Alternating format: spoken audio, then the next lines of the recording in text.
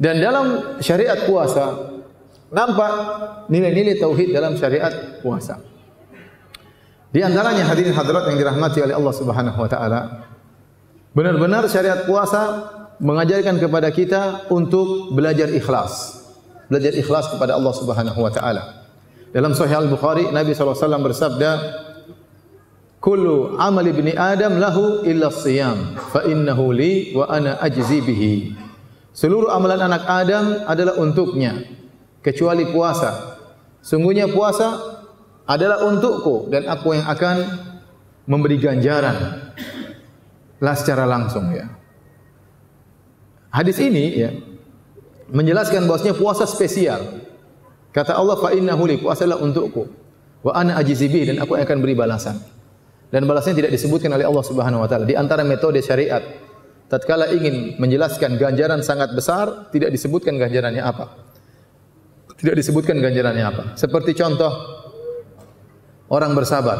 Kata Allah Subhanahu wa taala, "Innama yuwaffas sabiruna ajrahum bighairi hisab."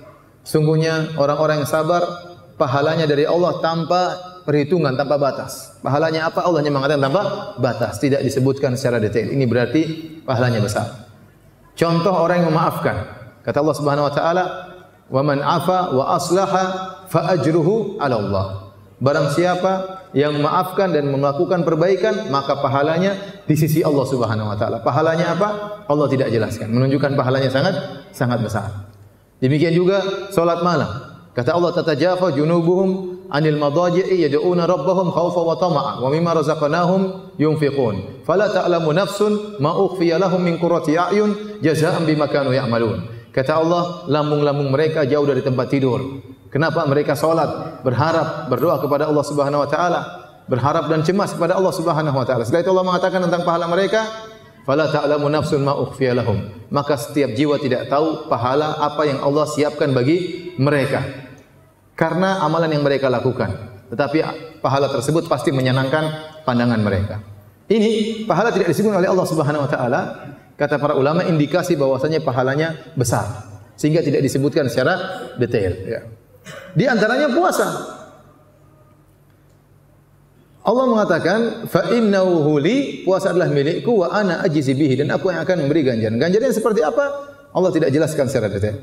Tapi yang jadi perhatian kita, kata Allah, "Kullu amal ibni Adam lahu", seluruh amalan anak Adam adalah untuknya kecuali puasa. Kenapa Allah mengatakan puasa adalah milikku? Maka para syurahul hadis, para ulama yang menjelaskan hadis ini menjelaskan karena puasa itu benar-benar nampak keikhlasan. Berbeda dengan amalan-amalan yang lain. Kalau amalan-amalan yang lain bisa riya dari berbagai macam sisi. Orang misalnya umrah, dia bisa riya tatkala dengan bajunya. Orang lihat dia sedang apa? Pakai kain ihram. Orang bersedekah bisa dia riya karena dia memberikan sedekah dilihat oleh orang. Orang salat dia bisa juga riya tatkala orang lihat dia sedang apa? Salat. Tetapi puasa tidak ada yang tahu dia puasa kecuali kalau dia ngomong. Kalau dia tidak ngomong, ya, orang tidak tahu dia puasa. Apalagi puasa sunnah. Kalau puasa Ramadan ya hukum asal semuanya puasa. Tapi kalau puasa sunnah, dari mana orang tahu kita puasa? Kecuali kalau kita ngomong. Orang kasih makanan kita, enggak, saya puasa. Baru kita ngomong. Kalau kita enggak ngomong, orang tidak bakalan tahu kita sedang puasa. Ya. Kecuali kita kering-kering di sini menunjukkan kering nih, kering. Kalau kita enggak ngomong enggak ketahuan. Makanya puasa itu benar-benar mengajarkan kepada kita tentang keikhlasan, agar kita sering melatih diri kita bahwasanya tatkala kita beribadah tidak perlu orang lain tahu. Tidak perlu orang lain tahu. Ya. Makanya pada hari kiamat kelak Allah akan menjadikan orang-orang berpuasa menjadi orang yang tenar. Karena selama ini dia menyembunyikan dirinya, tidak ada yang tahu dia beribadah puasa. Apa kata Nabi sallallahu alaihi wasallam Sahih Al-Bukhari? "La khalufu famis shaim atyabu indallahi min rihil misik." Sungguh bau yang keluar dari mulut seorang yang sedang berpuasa lebih baik di sisi Allah daripada harumnya minyak kasturi. Sebagian ulama mengatakan ini bakalan terjadi pada hari kiamat kelak. Tatkala di padang mahsyar akan keluar dari orang-orang yang berpuasa mulut mereka yang harum. Selama ini mereka di dunia tatkala berpuasa mulutnya kelihatan bau, tercium bau, ya. Tatkala di akhirat kelak Allah akan ganti dengan aroma yang sangat harum sehingga orang-orang tahu, oh si fulan ini ternyata dahulu sering berpuasa sunnah, ya. Jadi ini poin yang sangat penting, melatih bagi diri kita untuk mengikhlaskan niat kita tatkala beribadah dalam ibadah apapun. Jadi puasa mengajarkan kita untuk ikhlas kepada Allah Subhanahu wa taala, nilai tauhid yang paling tinggi. Makanya disebutkan dalam hadis-hadis tadi di awal pengajian, Nabi selalu mengatakan man qama ramadhana imanan wa ihtisaban.